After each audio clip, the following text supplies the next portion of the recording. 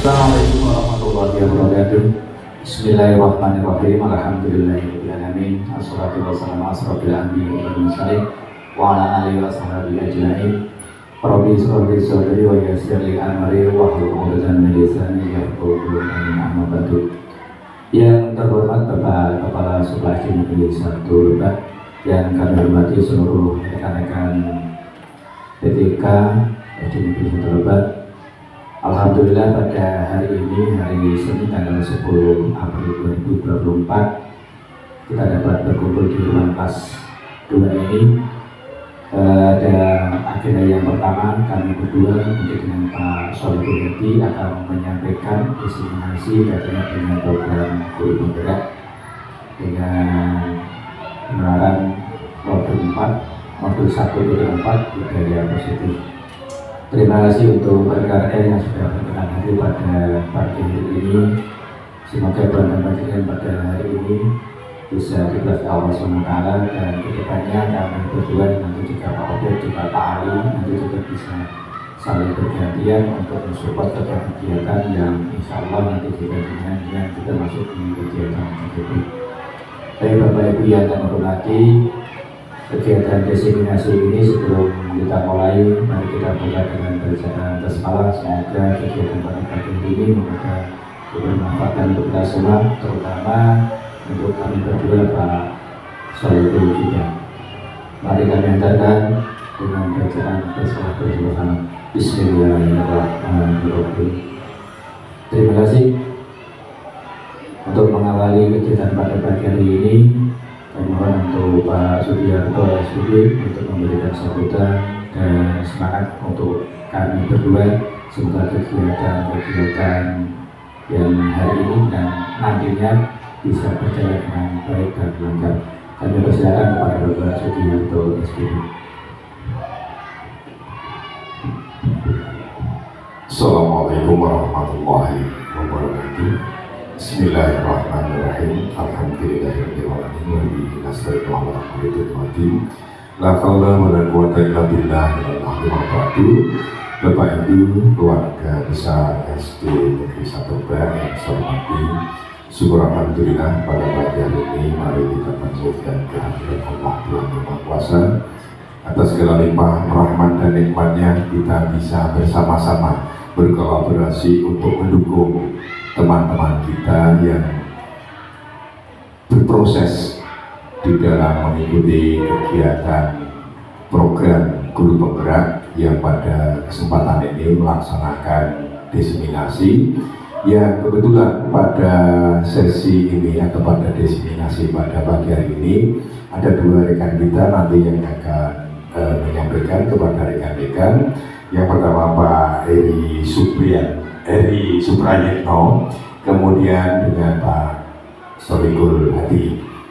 Mudah-mudahan rekan-rekan bisa mensupport, saling melengkapi satu dengan yang lain, karena pada prinsipnya seluruh kegiatan yang ada di sekolah ini berkait dengan proses belajar mengajar maupun dengan kegiatan CGP dan sejenisnya itu butuh kolaborasi di antara teman-teman. Jadi saling mendukung untuk mencapai suatu keberhasilan yang kita harapkan. Terlebih lagi bahwa kita, bagaimana yang kami informasikan di awal, bahwa SD kita ini menjadi salah satu SD inti transformasi. Dan kemudian harus kita support bersama-sama. Sebagai tindak lanjut dari kegiatan itu, kami berharap untuk teman-teman yang hari ini berproses di kegiatan guru penggerak ini dapat berhasil dengan baik. Kemudian teman-teman yang belum, ini bisa mengikuti program guru penggerak. Dan yang terpenting adalah mari kita manfaatkan platform Merdeka Mengajar, sehingga kita bisa mengambil dari sana, kita bisa belajar dari sana. Ketika kita ada kesulitan, kemudian ketika kita dari sana, kemudian bisa kita informasikan ke teman-teman yang lain. Kita diskusikan di dalam komunitas belajar yang ada, baik di komunitas belajar di sekolah maupun di komunitas belajar yang lain, sehingga banyak informasi yang bisa kita dapatkan dengan saling melengkapi satu dengan yang lain. Saya kira itu. Kemudian sebagai tambahan bahwa sekali lagi harapan kami sebagai kepala sekolah, moga ini sudah bulan Juni, jadi kegiatan dibuka kegiatan PMM-nya sudah sejauh mana PMM-nya, dan juga itu adalah bagian dari kita, aktivitas kita di dalam kegiatan PMM. Sekali lagi selamat melaksanakan kegiatan. Mudah-mudahan kolaborasi di keluarga SD Negeri 1 Lebak ini bisa berjalan dengan baik, saling menguatkan satu dengan yang lain. Terima kasih. Assalamualaikum warahmatullahi wabarakatuh.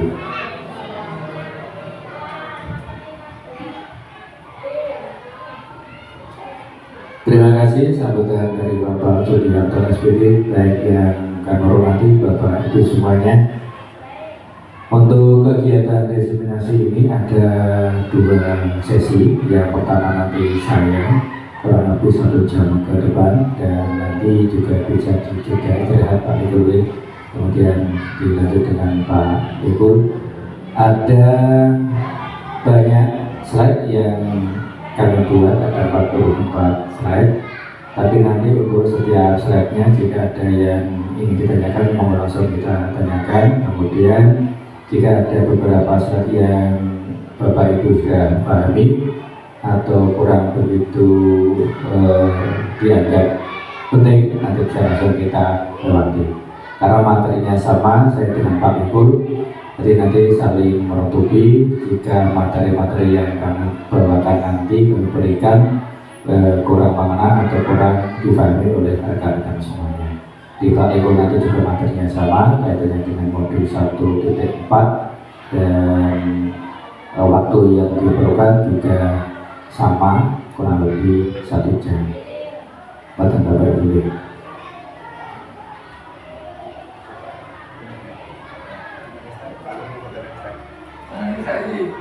Aku bukannya atau Saya buka dengan sekali. itu aja paling tujuh di Kalau sekali kan jadi siji. Karena gara nyambung, editnya kan gara nyambung agak ini kan dari komentar. Kalau saya bukan foto. bukannya mawar dong. Kotak project sih makin. Karena kalau sana sampai tadi Pak Tampak.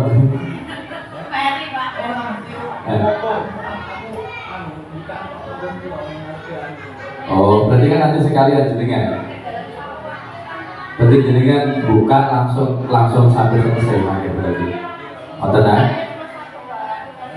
Berarti kan khusus jenengan buka langsung thread sampai selesai. Ngoten ya. Sudah berjalan 10 atau 15 menit, terus sekarang 14 menit. Masuk. Ya, agenda pada pagi hari ini sudah kita berjalan dengan baik. Tadi ada pembukaan, kemudian yang kedua ini nanti kita memberikan materi, kemudian refleksi dan penutup. Sambil mengerjakan pracici, harusnya 7 itu, kelas 1 gitu.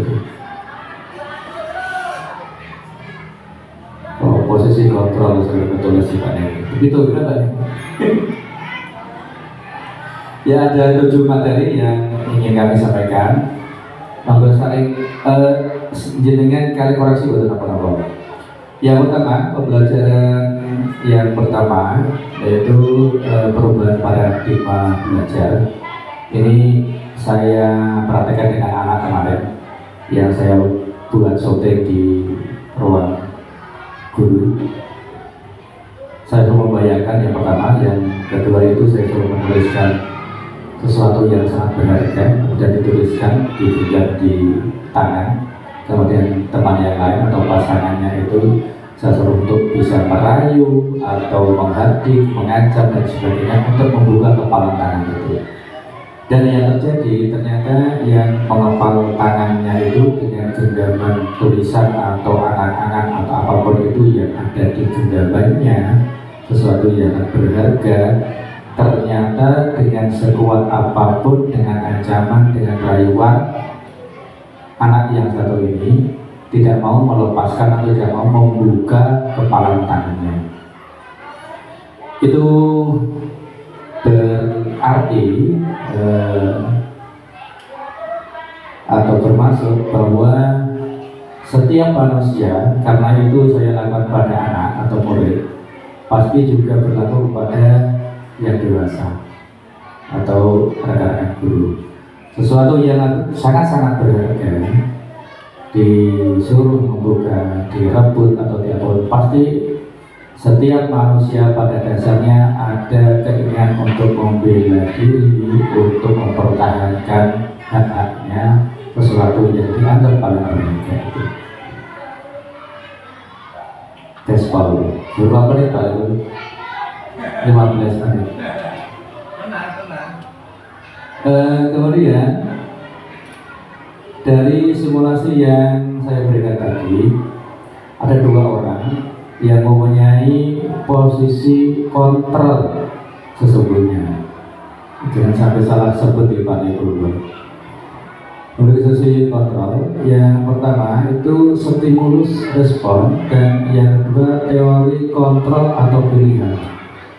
Ternyata yang mempunyai teori, yang punya posisi kontrol antara satu teman dengan teman yang lain, karena saya praktekkan dua murid ini, yang paling mempunyai peran penting posisi kontrol adalah si pemegang kertas atau harapan yang ada di tangannya itu. Sekuat apapun temannya ini menghardik, merayu, ataupun dengan cara-cara yang lain, jika si teman yang tadi yang mempertahankan dengan sekuat tenaga karena dia mempunyai dasar yang kuat, pemikiran yang kuat, maka tidak akan membuka tangannya sekuat apapun itu. Jadi setiap manusia pasti akan mempertahankan sesuatu yang dianggap penting, dianggap berharga, meskipun orang lain itu tidak menganggap berharga. Sudah pembelajaran 2, masih 6 Pak. Di kegiatan pembelajaran 2 ada beberapa posisi-posisi yang sangat erat kaitannya kita laksanakan, kita gunakan di dalam kelas. Ada 5 posisi kontrol yang sangat menonjol dan sangat penting. Ini juga ternyata saya baru tahu kemarin pada saat membuka PMN. Ternyata di kegiatan PMN, materi-materi yang ada di PMN, kemudian modul-modul yang kita baca, kita pelajari, ternyata sama persis dengan materi-materi yang ada di JGB. Ini yang paling menonjol. Yang saya bahas yang adalah yang 5 posisi kontrol. Yang dimaksud 5 posisi kontrol ini adalah posisi kita sebagai seorang guru di dalam kelas bisa mengambil ke 5 peran ini. Apakah kita sebagai satu, sebagai penghukum, apakah sebagai yang kedua, pembuat rasa bersama, atau yang ketiga sebagai teman, yang keempat sebagai pemantau, dan yang kelima sebagai manajer. Di masing-masing kejadian, masing-masing peristiwa yang terjadi di dalam kelas, dari anak satu dengan anak yang lain, dengan teman satu teman yang lain, kita sebagai seorang guru pasti mengambil sikap, mengambil posisi di antara kelima posisi kontrol ini. Dari kelima posisi kontrol ini pasti ada yang lebih menonjol, ada yang lebih baik dan pas dengan diri kita. Kemudian berikutnya, selain kita mengambil posisi kontrol dalam kelas di antara 5 posisi kontrol tadi, ada kegiatan yang harus kita laksanakan kepada anak. Sikap-sikap dasar kepada anak adalah disiplin. Disiplin mungkin sering kita dengar, sering kita pahami. tidak hanya di dalam ucapan-ucapan saja, bahkan kita sering mengajarkan kepada anak didik kita bahwa kita harus bersikap disiplin, disiplin, dan disiplin. Disiplin ini berasal dari bahasa Latin disiplina, hati-hati bahasa Latin. Bahasa Inggris dua lagi yang artinya belajar.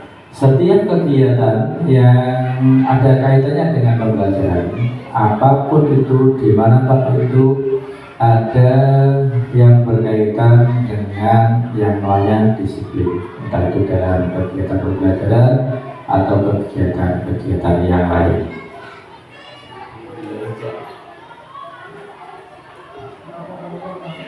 Pembelajaran tiga.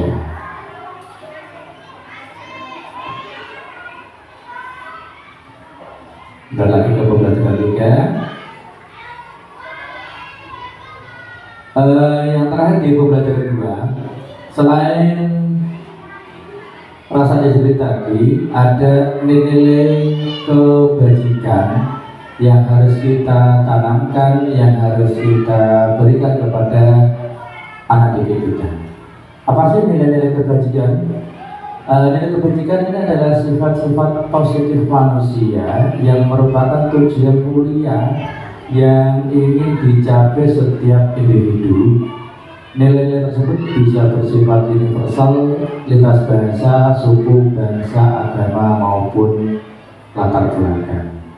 Jadi selain disiplin tadi, kita juga bisa menerapkan nilai-nilai kebajikan kepada anak-anak karena kita sudah menerapkan P5 yang P5 itu di dalamnya juga banyak sekali nilai-nilai yang harus diajarkan. Antara lainnya adalah beriman, bertakwa kepada Tuhan yang Maha Esa dan berakhlak mulia. Kemudian ada mandiri, bernalar kritis, berkebenaan global, bergotong royong, dan kreatif. Lanjut ke pembelajaran 3. Sekarang pembelajaran 3 di motivasi perilaku manusia. Motivasi perilaku manusia ada beberapa teori yang disebutkan. Ini juga berdasarkan dari diambil dari KHD atau nilai-nilai dari Ki Hajar Dewantara. Ada motivasi yang dari eksternal atau dari luar diri manusia, ada dua, dan motivasi internal dari dalam diri manusia. Salah satu contohnya misalnya untuk menghindari ketidaknyamanan atau hukuman, itu bisa dengan beberapa pertanyaan. Salah satunya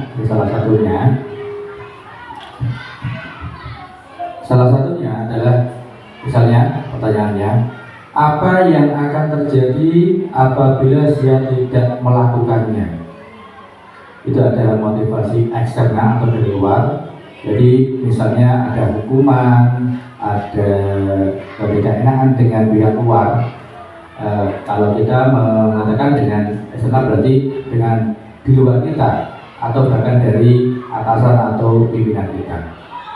Yang kedua, untuk mendapatkan imbalan dari orang lain atau institusi, bisa diberikan pertanyaan, apa yang akan saya dapatkan apabila saya melakukannya?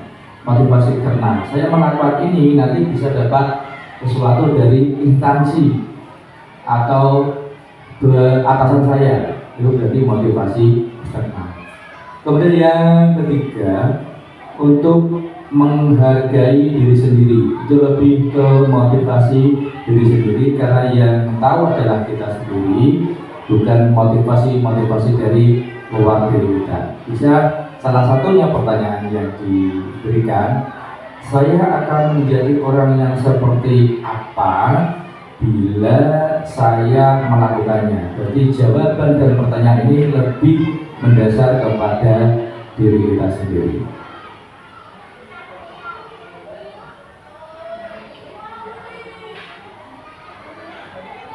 Seperti yang saya sampaikan di awal tadi, dari beberapa dasar-dasar ini kita merujuk dari filosofi ajaran KHD atau Ki Hajar Dewantara. Kita mengulas tentang arti kata merdeka.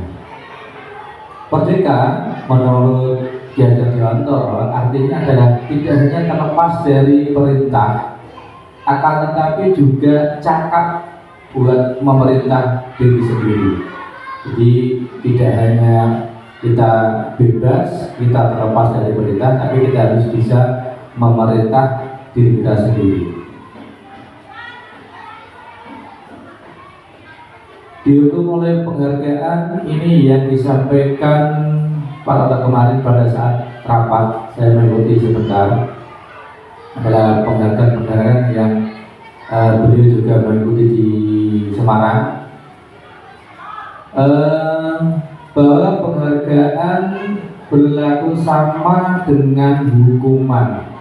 Ternyata selama ini yang kita praktekkan atau saya sendiri yang mempraktekkan, ternyata penghargaan itu menurut filosofi atau dasar-dasar keilmuan yang terkini yang kita pelajari di kegiatan guru bergerak maupun di platform Merdeka Belajar lainnya, ini sepakat bahwa segala sesuatu yang kaitannya dengan penghargaan itu kaitannya dengan hukuman. Dasarnya apa? Yang pertama, ini bisa berpengaruh jangka pendek maupun jangka panjang. Jadi penghargaan itu bisa berupa hukuman karena secara tidak langsung kita akan kecanduan dengan penghargaan itu. Kemudian penghargaan juga mengurangi ketepatan. Penghargaan tidak efektif dan penghargaan merusak hubungan. Jadi penghargaan ini karena biasanya penghargaan setiap individu apalagi di instansi pasti penghargaannya berupa materi.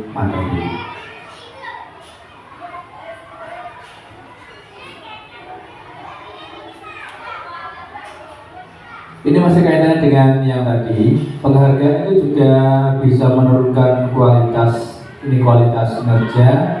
Kemudian juga penghargaan bisa mematikan kreativitas karena kita hanya berfokus berorientasi kepada penghargaan, dan penghargaan juga bisa mengurangi motivasi intrinsik atau motivasi yang di awal tadi internal tadi.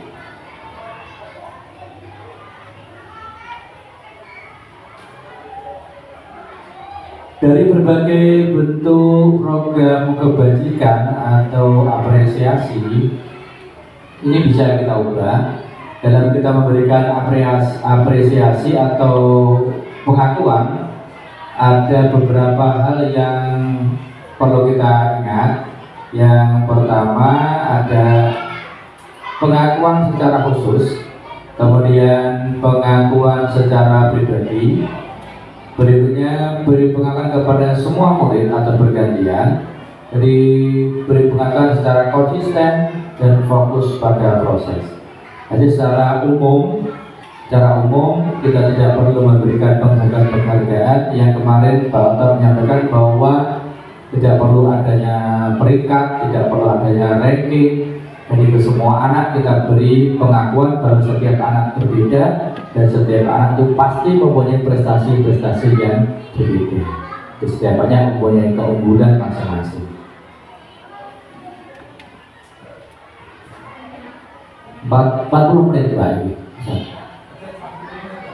Berapa yang disuntingannya Pak Lili? Hah? 40? 40? Bisa diri-diri Pak. Disunting aku pinter? Ya dulu.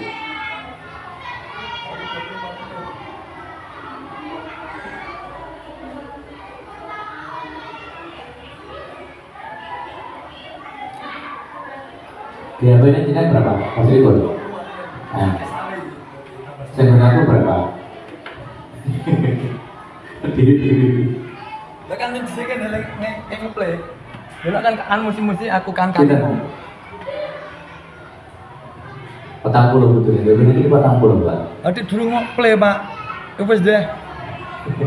6 piro iki? 26. Nah, 26 lucu suwe. Nah, gampang kita beli syutingan liane. Sebelum kita lanjutkan, coba materi yang kami sampaikan tadi kaitannya dengan hukuman dan konsekuensi. Ada beberapa pertanyaan. Yang pertama, mencatat 100 kali di dalam buku dengan kalimat saya tidak akan terlambat lagi. Anak ini terlambat sekolah. Ada model seperti ini, kegiatan seperti ini yang kita lakukan ke anak. Apakah ini bentuk konsekuensi kepada anak? Apakah bentuk hukuman? Apa pengaruh hukuman ya? Atau Hukuman. menawa? Yang kedua, lari mengelilingi lapangan basket 2 kali karena terlambat sekolah. Konsekuensi apa hukuman? Hukuman. Saya jawab hukuman. Yang ketiga, murid diminta untuk push up 15 kali karena tidak menggunakan masker ke sekolah. Ini pada saat COVID berarti. Hukuman. Macam apa dulu? Hukuman. Ya, hukuman. Mantap kesalahan.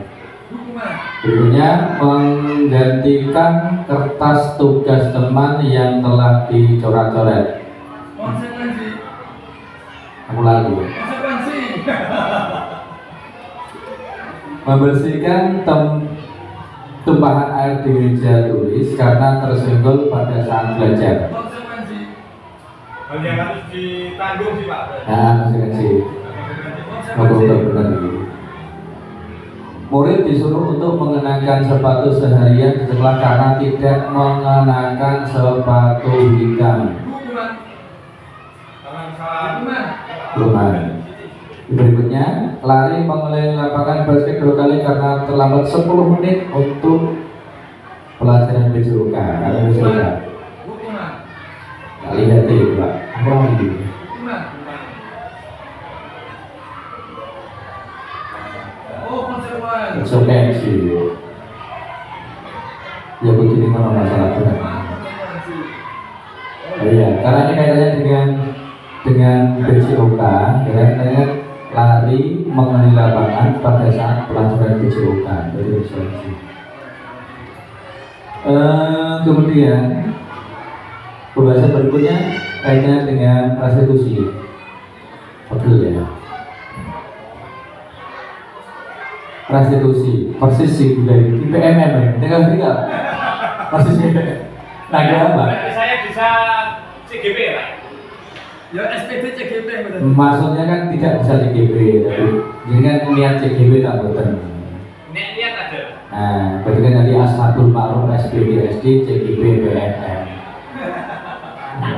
Masuk. Jadi ini juga sama materinya di PMM restitusi. Saya juga baru mengenal bahasa ini. Kata restitusi ini karena melihat di PM dan CGP kemarin. Dulu belum pernah mendengar kata atau istilah-istilah restitusi ini apa. Ternyata restitusi adalah proses menciptakan kondisi bagi murid untuk memperbaiki kesalahan mereka sehingga mereka bisa kembali pada kelompok mereka dengan karakter yang lebih kuat. Balik akhirnya dan ini harus dibalikkan antara regenerasi reuni itu tidak. Restitusi juga merupakan proses kolaboratif yang mengajarkan murid untuk mencari solusi untuk masalah mereka dan membantu murid berpikir tentang orang seperti apa yang mereka ingin menjadi tujuan mulia dan bagaimana mereka harus memperlakukan orang lain juga tidak karuan. Intinya di restitusi ini Jadi kata re tadi mengembalikan atau baleake murid tapi dengan keadaan yang lebih baik. Kemarin saya praktekkan karena tuntutan model, tuntutan syuting, jadi tidak maksimal. Meskipun tidak maksimal tapi jawab bisa, karena yang saya ajak itu kan anak-anak yang pilihan ada sama Dimas itu. Oh ternyata seperti ini, dipraktekkan itu ternyata bisa. Istilahnya win-win solution, mengatasi masalah tanpa masalah. Nah ini ciri-cirinya. Ciri-ciri restitusi. Yang pertama, bukan untuk menebus kesalahan, namun untuk belajar dari kesalahan. Yang kedua, memperbaiki hubungan. Yang ketiga, tawaran. Jadi kita menawarkan bukan paksaan. Yang keempat, restitusi menuntun untuk melihat ke dalam diri. Yang kelima, restitusi mencari kebutuhan dasar yang mendasari tindakan. Yang keenam, restitusi diri adalah cara yang paling baik. Restitusi fokus pada karakter bukan tindakan. 8. Restitusi fokus pada solusi. Dan yang terakhir, restitusi mengembalikan murid yang berbuat salah pada kelompoknya. Ini di pembelajaran 4. Yang termasuk ke pembelajaran 4 masih ada 3 lagi.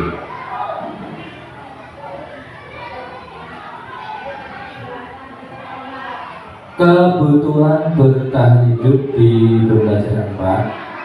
Kebutuhan bertahan hidup atau survival, survive adalah kebutuhan yang bersifat fisiologis untuk bertahan hidup, misalnya kesehatan, rumah, dan makanan. Kebutuhan biologis sebagai bagian dari proses reproduksi, termasuk kebutuhan untuk tetap bertahan hidup. Komponen psikologis pada kebutuhan ini meliputi kebutuhan akan perasaan aman. Merasa survive, merasa menjadi orang yang harus bisa mempertahankan hidupnya dari segala kebutuhan manusia, misalnya dari kesehatan, karena kita harus bisa bertahan, kesehatan kita harus baik, kita harus mempunyai rumah. Tidak hanya kebutuhan manusia saja, dengan seluruh makhluk hidup, termasuk kebutuhan pokok yang berupa makanan.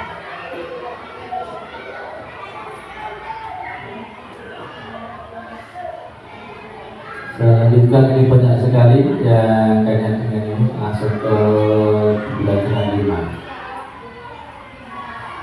Kembali ke materi yang di awal tadi, ada posisi kontrol di restitusi. Ada 5 yang di materi yang pembelajaran 2 tadi.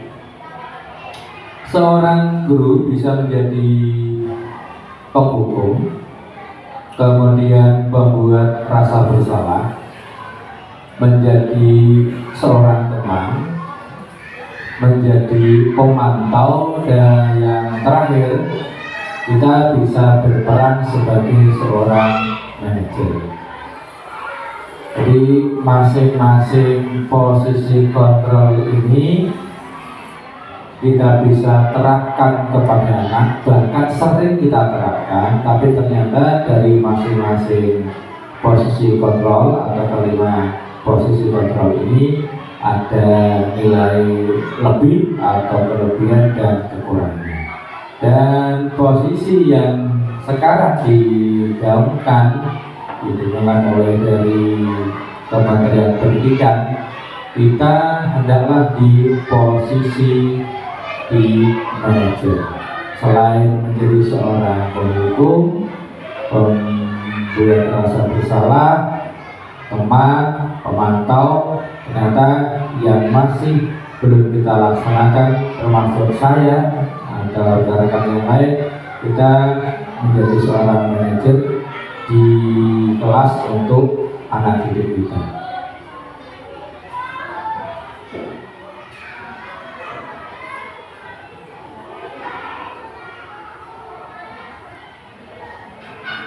Ya.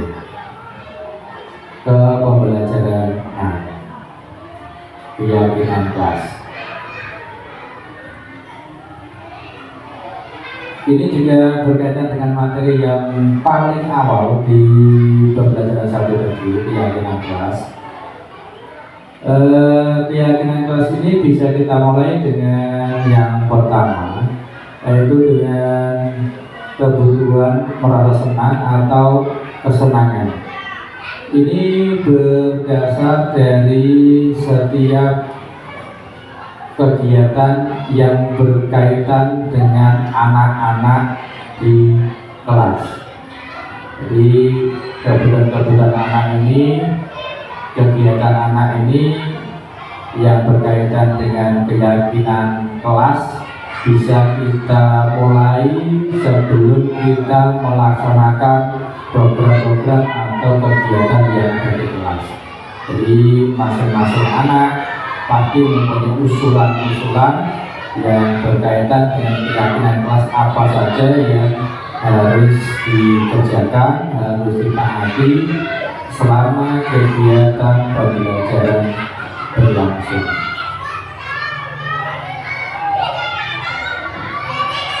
Kelas 2 loh, nomor atas dari bawah kita lihat.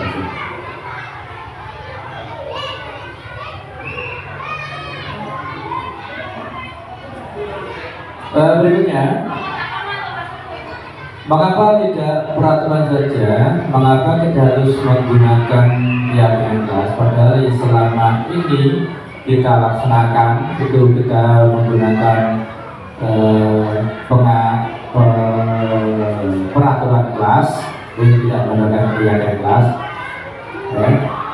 Mengapa kita memiliki peraturan harus menggunakan helm bila mengendarai kendaraan roda? Ini adalah salah satu pertanyaan-pertanyaan yang berkaitan secara logis.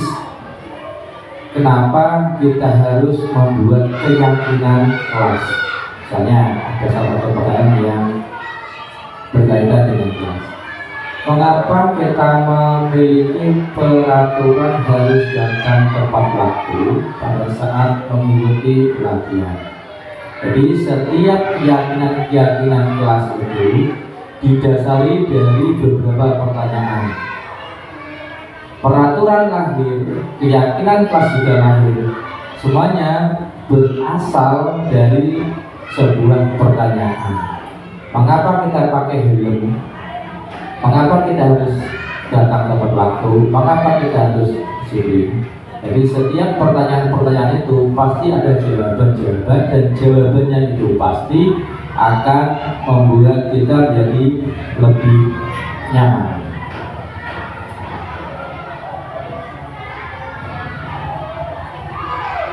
Ada dua perbedaan yang berkaitan dengan peraturan dan keyakinan kelas. Ada beberapa contoh. Yang pertama, peraturannya selalu kembalikan buku ke tempatnya. Kalau keyakinan kelas, kita punya keyakinan kelas berupa kita mempunyai rasa tanggung jawab, dan rasa tanggung jawab ini kita laksanakan berdasarkan keyakinan kelas setiap atau masing-masing individu dalam satu kelas. Next, kita ke pembelajaran ke-7. Terakhir pada pembelajaran. Jam ini 48 ya. Jam di sini 48. Dewi. Sebelum ini 50. Dengan bilang Tiga tahun. Gue tiga kecil ya. Bisa kakek. Ini terakhir, urusan terakhir, tahun 7. 41. Satu dulu. Jadi 48. Belajar ke-7 segitiga institusi. Orang kita paling.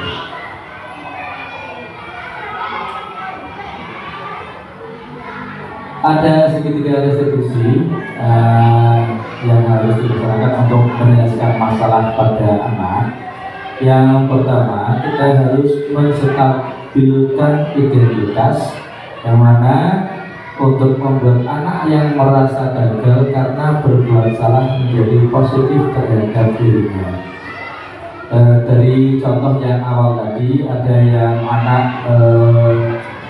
terlambat, kemudian menyobek kertas ulangan, kemudian ada beberapa kemarin ada siapa yang dari lagi Adit. Nah itu kan ada anak yang terjun di kelas. Kita tidak boleh langsung menyalahkan, tapi kita harus menstabilkan identitas. Maksudnya kita memberi penguatan terlebih dahulu kepada anak dengan bahasa-bahasa yang menguatkan. Misalnya dengan berkata, berbuat salah itu hal yang manusiawi, tidak ada manusia yang sempurna. Bapak Ibu juga berbuat salah. Ini kan biar anak itu tidak merasa bersalah, karena dari 5 posisi kontrol tadi kita pasti sering menggunakan yang pembuat rasa bersalah. Jadi kita harus menggunakan segitiga restitusi ini, kita menstabilkan anak itu dengan menstabilkan identitas, dengan menggunakan bahasa-bahasa yang menguatkan anak. Dengan seperti itu baru kita memberikan masukan-masukan supaya anak tersebut tidak berbuat kesalahan yang sama untuk di lain waktunya. Yang berikutnya dari segitiga restitusi adalah memvalidasi kebutuhan. Maksudnya membantu murid mengenai basic need atau kebutuhan dasar yang ingin dipenuhinya ketika melakukan kesalahan itu. Dan pada dasarnya setiap tindakan manusia tujuannya adalah memenuhi kebutuhan dasar, apakah itu penguasaan, kebebasan, kasih sayang, dan rasa diterima, kesenangan atau bertahan hidup. Kalau di awal tadi menstabilkan identitas dan kita laksanakan, kita lakukan, kemudian yang kedua kita memvalidasi kebutuhan, kita bisa menggunakan salah satu kalimat. Misalnya, kamu bisa saja melakukan hal yang lebih buruk, tapi kamu tidak melakukannya kan? Kamu pasti punya alasan mengapa melakukannya. Jadi kita membuat pertanyaan. Kalau di awal tadi kita memberikan pernyataan atau menstabilkan identitas, kemudian yang kedua kita baru memberikan pertanyaan. Yang ketiga yaitu menanyakan keyakinan terhadap beberapa anak, yang artinya yang adalah anak melihat kesalahannya dihubungkan dengan norma sosial dan nilai-nilai yang mendasari manusia berinteraksi dengan orang lain. Hampir sama dengan nomor 2, kita juga bisa memberikan kalimat-kalimat tanya kepada anak. Salah satunya ini sekedar contoh, apa nilai yang kita percaya di kelas atau sekolah kita, nilai-nilai universal apa yang telah kita sepakati, dan lain sebagainya. Semacam kita merefleksikan sesuatu yang telah terjadi di anak itu. Jika anak itu telah melakukan, baru kita beri pertanyaan yang terakhir ini. Sudah di pembelajaran 7, insyaallah ini sudah selesai. Untuk pertanyaan ini kita simpan, nanti ditanyakan untuk Bapak Ibu. Yang Bapak Ibu, Bapak Ibu nanti kan materinya kan sama, dengan sama. Neraka pertanyaan itu jadikan komentar. Iya. Ini kalau materi Pak Ibu sama, tapi tampilan PowerPoint-nya proyektor nanti lebih bagus. Jalan yang gede itu turun atau bunyi, nggak tahu kalau jalan semua dikonek dari Bapak. Terima kasih yang dapat kami sampaikan. Mohon maaf atas segala kekurangan dan khilafat. Sekali lagi terima kasih waktunya. Tadinya semua bisa hadir, bisa ikut berpartisipasi di kegiatan kami berdua. Dan insya Allah nanti untuk yang ketiga dengan Pak Obed nanti dengan sistem daring. Ini juga Bapak sendiri yang menyatakan di grup.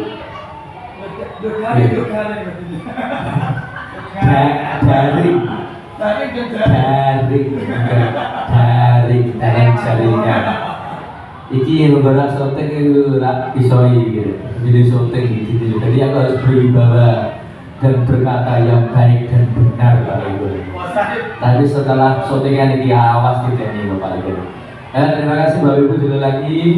Mohon maaf atas segala kekurangan dan khilafat. Wabillahi taufiq wal hidayah. Wassalamualaikum warahmatullahi wabarakatuh.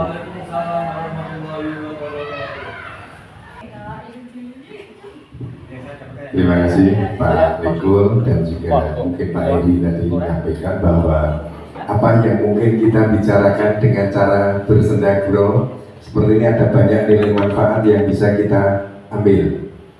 Mungkin kita belum paham tentang refleksi. Refleksi itu apa? Kita mereview sesuatu yang sudah kita laksanakan, kemudian kita tulis kemudian untuk perbaikan. Itu refleksi. Jadi kalau di PMK itu kan ada refleksi kan itu ke sana. Jadi yang sudah dilaksanakan. Jadi sesuatu yang sudah dilaksanakan itu kalau bahasa itu kan hampir sama dengan ketika kita mengadakan evaluasi diri. Seperti itu, sehingga kami berharap ya seperti ini. Hanya saja kami berharap ketika kita berkomitmen untuk teman-teman, utamanya kalau kita menyatakan semacam diseminasi seperti ini, nah kita harus taat pada kesepakatan. Waktunya berapa? Dan begitu juga kita mengajar. Waktu itu kan tidak boleh kita molor ke sana kemari sehingga tujuan akhirnya tidak tercapai. Yang jelas forum semacam ini bisa kita gunakan untuk kita berlatih berbicara di depan umum. Kita gunakan sehingga kalau suatu ketika teman-teman berhadapan berdiskusi dengan teman-teman yang kita mudah menyesuaikan. Allah bisa karena biasa. Saya kira itu saja Pak Riko dan teman-teman. Jadi prinsipnya kalau cas dengan Pak Riko karena melebihi kuota.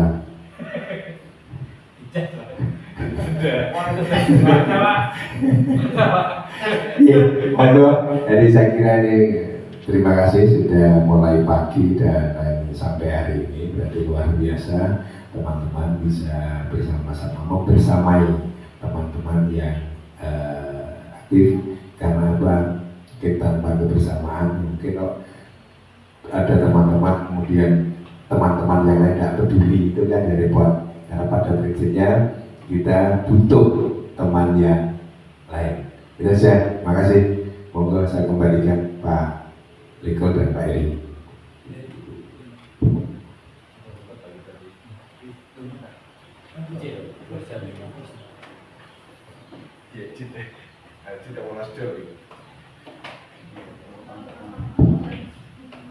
Terima kasih kepada Bapak Sugiarto SW dan seluruh rekan-rekan. Pemaparan dua orang yang berbeda, saya dan Pak Solikul sekali lagi dengan versi yang berbeda. Saya dengan kekalaman saya sesuai dengan karakter saya dan sifatnya Pak Solikul. dengan semangat beliau, makanya saya sepakat dengan beliau saya untuk sesi yang kedua. Karena saya tahu pasti beliau minimal 2 kali 1 jam sudah memperkirakan. Harus kita sepakati karena melebihi waktu Pak Leko nanti yang bertanggung jawab. Jadi ini jam makan siang, Pak Leko nanti biar makan siang sendiri.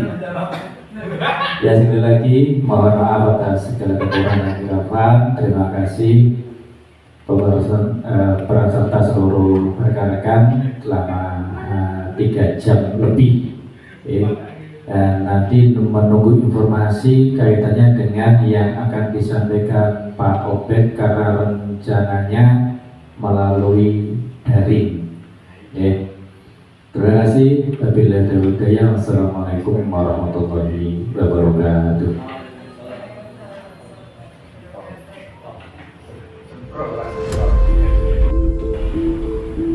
Selamat pagi Dimas.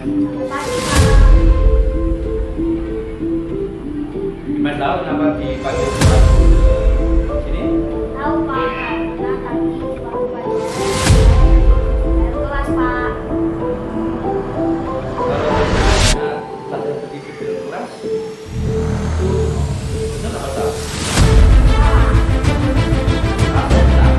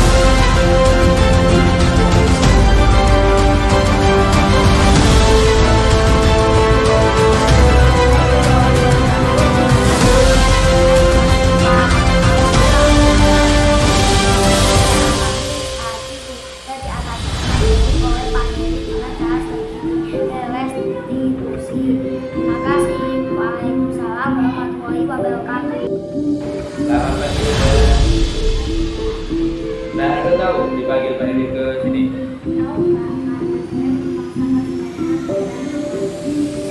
Kalau Nanda buang sampah sembarangan dalam kelas, itu salah tidak? Alasannya, kenapa Mbak Nanda kok